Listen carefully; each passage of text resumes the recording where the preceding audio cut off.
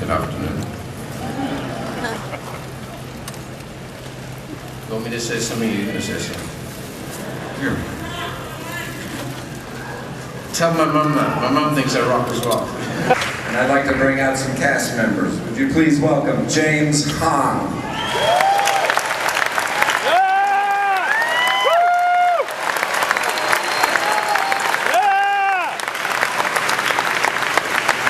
Mr. Tyrell himself, Joe Turkel.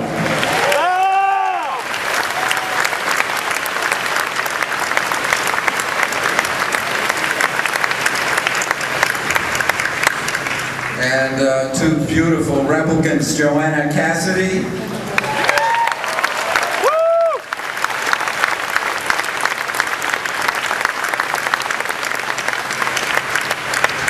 And playing Rachel, Sean Young.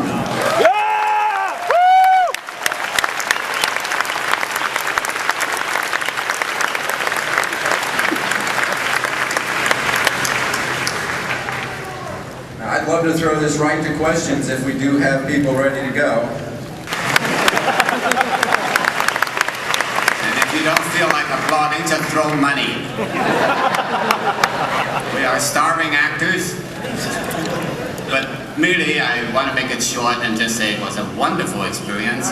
Who wouldn't be to be a member of the cast in a classic like this and to learn so much from Ridley. He taught me to think in the deepest corner of my mind. Never be satisfied with the ordinary.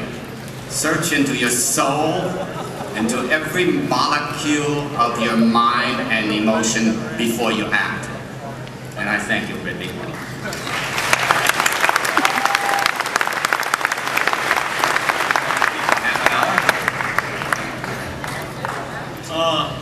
There is no microphone at my position. Therefore, my first job after this is over is to go back to the crew and turn them all into replicants. What was the question? Anything?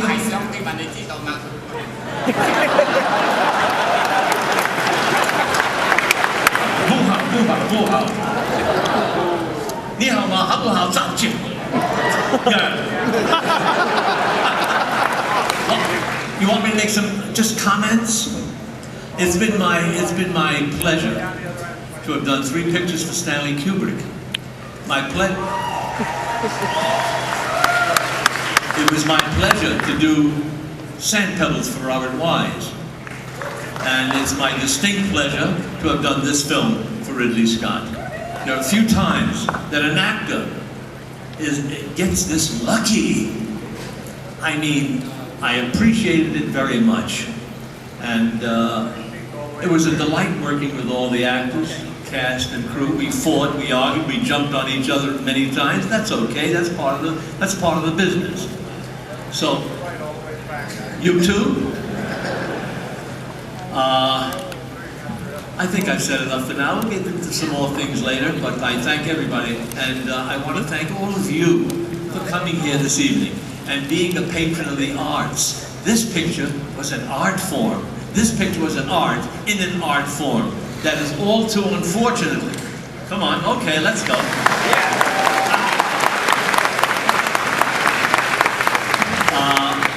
I'll pass it on to 2 lovely ladies.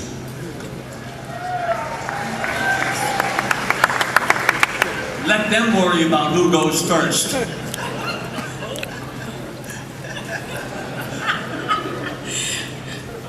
I guess I was very fortunate because I was not one of the few, but probably the only actress in town who had a snake. So I said I had to have this part, and it was a wonderfully delicious part. And I have benefited from being a replicant all these 25 years, and having been in the company of genius, which Ridley is. I feel blessed and very fortunate, and I also loved that he took that part and made Zorro something else. She was very human and had feelings, I think. I did anyway, and I thank you, Ridley. Thank you very much.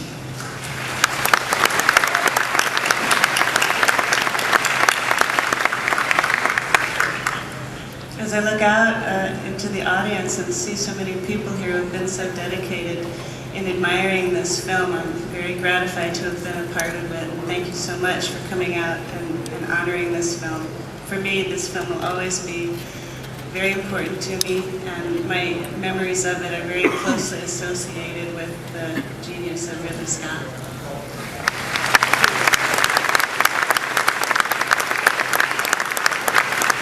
It's horses for courses. You actually learn your own way.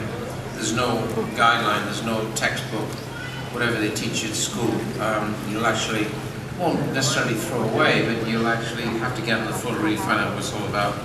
So it really depends on the day, what's happening, who's being difficult, is the actor being bloody-minded? The actor's being bloody-minded, I've got to go in there, spend a lot of time with the actor. If he's being less bloody-minded, I can actually have some fun on the camera.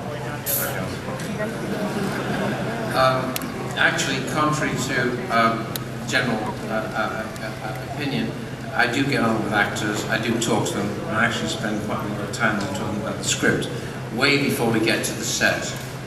Rehearsal actually is not so much on the set, it's really in a room, around a table, where you're really talking turkey, where there's no distractions, you know, which would be called the visual distractions or the technical distractions.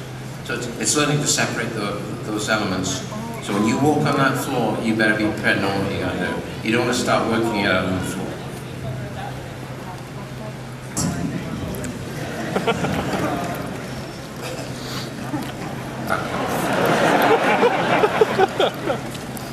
Whenever an actor undertakes a film, we have ideas about what it'll look like after it's done.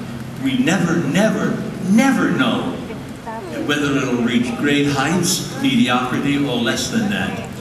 And that's about it. We just don't know. The words are good, the scenes are good, the direction is good, the cinematography is good. These things lend to a great film. Well, if we know it's going to be great before we made it, I don't think it would have been great after we made it, because we'd have been burdened with that task to make it that great. We all think it's going to be good, and we hope and we work toward that end.